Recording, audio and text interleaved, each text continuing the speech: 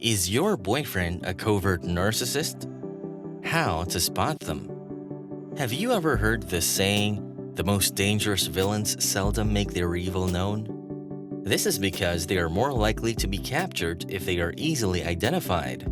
Similarly, when someone is boisterous and dominates a conversation with exaggerated and grandiose stories about their triumphs and successes, you can easily recognize narcissism and move away fast. Or so I hope.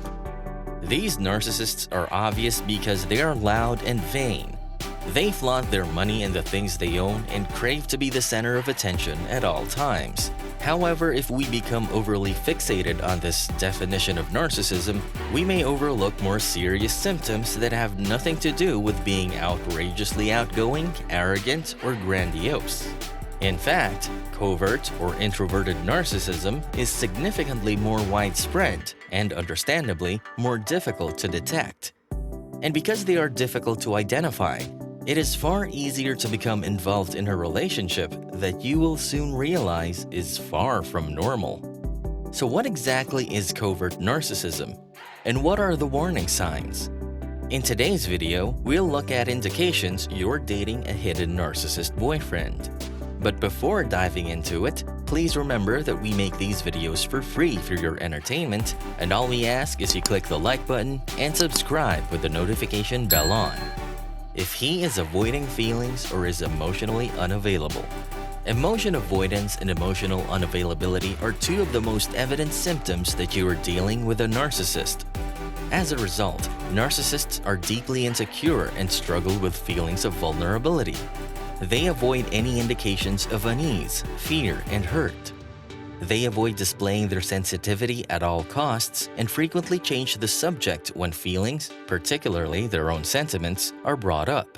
Narcissists believe they are completely self-sufficient and immune to the actions and emotions of others. As a result, they won't tell you when they are unsure or wounded by anything you've done. Instead, they lash out in fury while displaying superiority. They become condescending, and they may even point out all of your flaws. Their primary purpose is to conceal the fact that you have influenced them in some way. And some narcissists won't even acknowledge being angry, saying things like, "I'm not yelling," when they actually are. That is the extent to which they will go to avoid acknowledging emotion.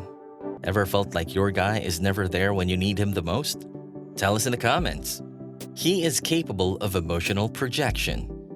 Because narcissists struggle to manage their emotions, they frequently try to get rid of unwanted emotions by asserting or blaming others for having the same feelings. Narcissists not only project their unpleasant sentiments onto their partners, but actively coerce or steer away from them and convince them that they are experiencing those sensations as well. A narcissist, for example, may lash out in anger at their partner, accusing them of always being furious. Then they continue their rant until their partner becomes enraged. And narcissists frequently say and do things that cause their partners to question or doubt their attractiveness, intelligence, accomplishments, and competence. This gives the narcissist the impression that they can shine in comparison. How many times did something like this happen to you?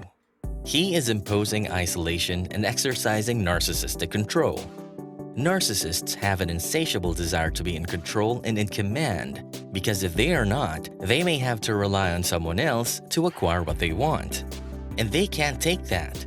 It serves as a reminder to them that they are neither invincible nor entirely self-sufficient, and they may have to ask for what they desire. Worse, people may turn down their demands. Rather than expressing demands or preferences directly, they frequently organize events and manipulate individuals to achieve the desired results. However, as is with the other red flags, these attempts at control are frequently more subtle than obvious abuse. Instead, the narcissist makes you feel uncomfortable approaching particular issues or revealing your own preferences. And they make your choices feel off limits without showing any hostility. Instead, they may give you a disapproving look, make a last-minute phone call to preempt your plans, or be chronically late anytime you are in charge of organizing a night out. Again, they orchestrate events behind the scenes to achieve their goals. He idealizes or places individuals on pedestals. Narcissists frequently elevate their new relationships to impossible levels. This permits the narcissist to feel unique by association, as they believe, if she's with me, I must be fairly fantastic. And one of the more difficult warning signals to swallow is idealization or love bombing. The narcissist may declare that you're perfect for each other, that it's love at first sight, that you're soulmates, and other romantic platitudes. Unfortunately, the desirability of this conduct provides the finest opportunity for the narcissist to obtain entire control over your schedule and life. Does your boyfriend only appreciate others instead of you? How do you feel about that? Tell us in the comments. During your honeymoon, he launches smear campaigns against previous lovers. The honeymoon time is an illusionary calm before the storm, during which the narcissist holds back until they acquire their partner's confidence and love. They're on their best behavior, making it impossible to discern their true colors. Nonetheless, they are frequently more than happy to share their previous relationships, which can provide you with significant insight and possible warning signs. They may even explain the slander campaign they launched on past lovers when their relationship ended. So pay careful attention and listen for triangulation or validation examples from a narcissistic support group.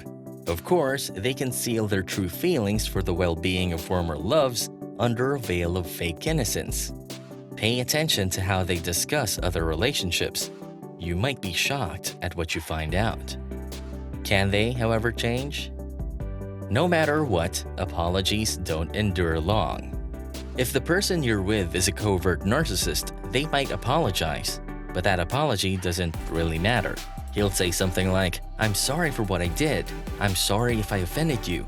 I'll try not to do it again. I'm very sorry. They'll do it again though. And again, and again, and again.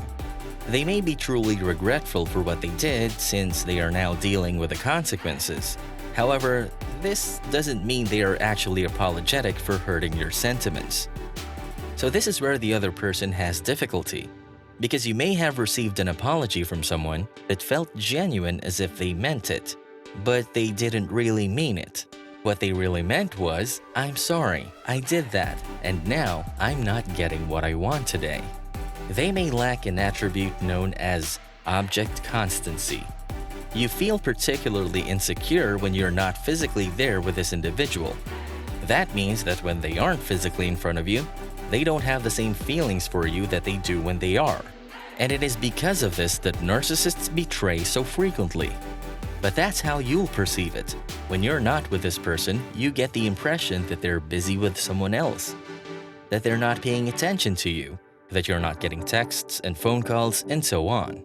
Perhaps they even go so far as to break up with you. It's just the emotion that manifests as insecurity when you're separated from one another for an extended period of time. Do you ever get insecure around your boyfriend? You frequently feel as if you must walk on eggshells around this individual. You feel this way because you have triggered them in unexpected ways. So maybe you mentioned something, and their reaction was completely off topic, and you had no idea it was going to happen like that. As a result, you never know how the person will react to what you say. You also know that if something is wrong, whenever you want to call up something that you believe you need to work on together, or that you need this person to work on, you simply know you're going to be attacked. They are speaking over you.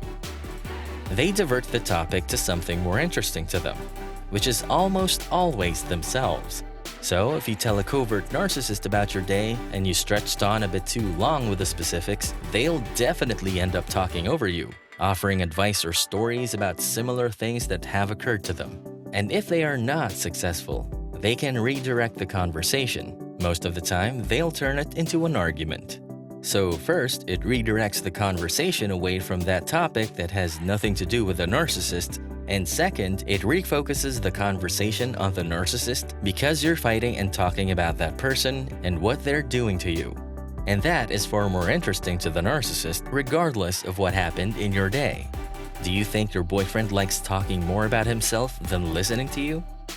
You feel isolated in the presence of such an individual. Some covert narcissists are extremely explicit about this, telling you outright that they don't want you hanging out with this person or that person, or spending time with your family, while others are more subtle. They might just sulk every time you do something, give you the quiet treatment, or make you feel guilty.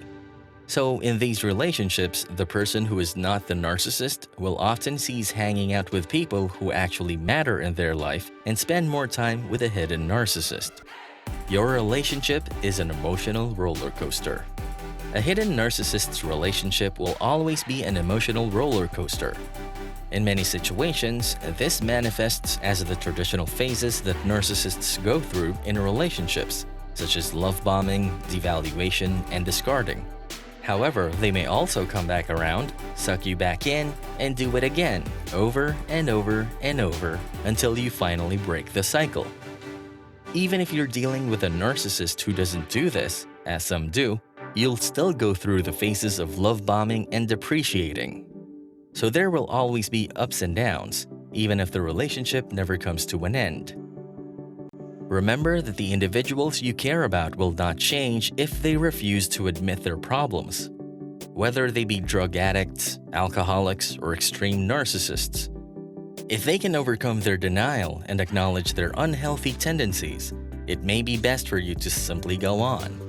I'd love to learn about the sneaky ways narcissists have crept into your life. Let's start a conversation by leaving a comment. That concludes this video. Please give it a thumbs up if you found it useful.